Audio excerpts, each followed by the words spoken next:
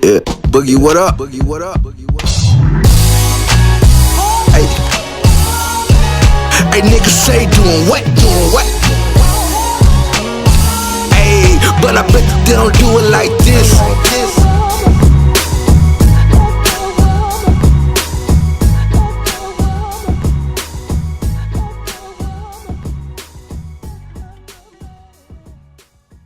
Welcome to Watch the Right Film, the show where we discuss, debate, and review black film. As always, I'm your host, DJ Thirst, and this week, Ride Along 2 comes out, so we thought it'd only be right if we did a review of its predecessor, Black 21 Jump Street.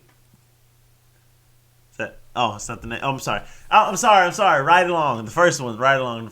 Now, Ride Along 1, I really got this movie confused with 21 Jump Street because I thought that's pretty much what it felt like. It felt like a sort of a black version of 21 Jump Street. It felt like you had some black producers in the room being like, we should make one of those 21 Jump Streets. And it's like they sat there and they thought like, Kevin Hart's funny.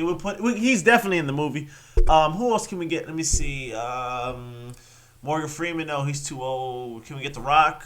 No, not yet. We haven't made enough money yet. How about Denzel Washington?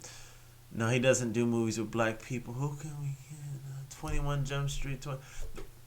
Ice Cube. Get Ice Cube. He was in 21 Jump Street. People, they'll make the connection and get Ice Cube. And so, that's what Ice Cube's role in this film is. In 21 Jump Street and its sequel, 22 Jump Street, you had Ice Cube making this sort of nasty, snarling face. And it worked for those movies because it was done in small sample sizes. So you got to see Ice Cube do his that face that he makes. And, you laugh at it. You find it funny when he's there in scenes. But in this film, it's very tough for him to do that for a whole movie. So, to me, it didn't really work. A lot of the script was very wooden. Like, I think that this film was really it's a very generic buddy cop film. It's a very generic, well, there's some Russians or some sort of, Eastern European bad guys. There's a big baddie. There's a cop who turns on the other cops. There's sort of all these tropes that you see repetitively done in all these cop movies. But the thing about it was, this one felt like it was just rushed. It's like, give the basic generic script we can get and just put it out there. And we'll just throw Kevin Hart in there. He'll tell some jokes and it'll be funny. It'll make a lot of money. This film did make a lot of money. And Kevin Hart was really funny in this. I'm not a huge Kevin Hart fan. I think his stick has grown kind of old on me. It's kind of run its course, so to speak. But you got to give him credit. Like, he's still out pumping movies every week, almost, it feels like. And in this ride-along film, he really made this movie. I think he had the funniest parts. A lot of the funny scenes that were in the trailers, those were the biggest laughs in this movie. There's a funny scene where he sort of does an imitation of Denzel Washington from Training Day that is extremely hilarious. It's really funny. But like I said, some of the jokes were kind of like hit and miss because it felt like it was just too much like 21 Jump Street. Now, I mean, if you're a Kevin Hart fan, you'll laugh. There's scenes that are just extremely funny, but there's also scenes that are just boring and you don't care about it. If Kevin Hart's not in the scene telling the joke, sort of ad-libbing, it's not really work. It doesn't really work. I would have liked to see this old 80s film called, I believe it's called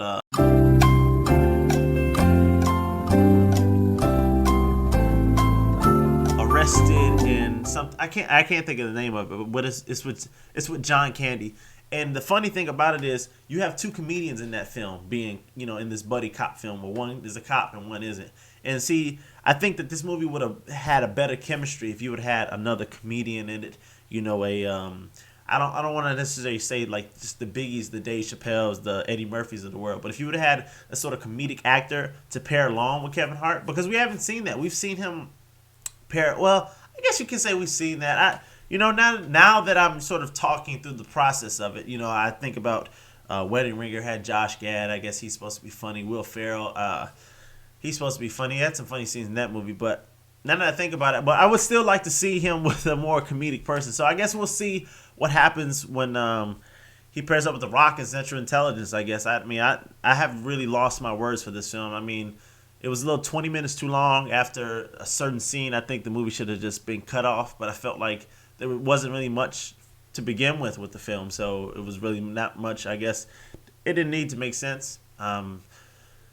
I guess I'm looking forward to seeing Ride Along 2 to hope that they can build on this, but it has some of the same writers, and each writers have not made anything. There's 4 writers on it. I mean, Jason Mantzoukas, I really expect a little bit more out of him, but other than that, you got white guys writing scripts for a black film, and this is the sort of things you're gonna get. You're gonna get a generic plot, generic outline, and you're gonna have Kevin Hart trying to be funny, and you're gonna have Ice Cube trying to be menacing and snarling, and that's what you get. So I mean, it's very cut and dry. Other than that, we'll see for Ride Along 2. This is Watch the Right Film, the show we discuss, debate, and review black film. We out.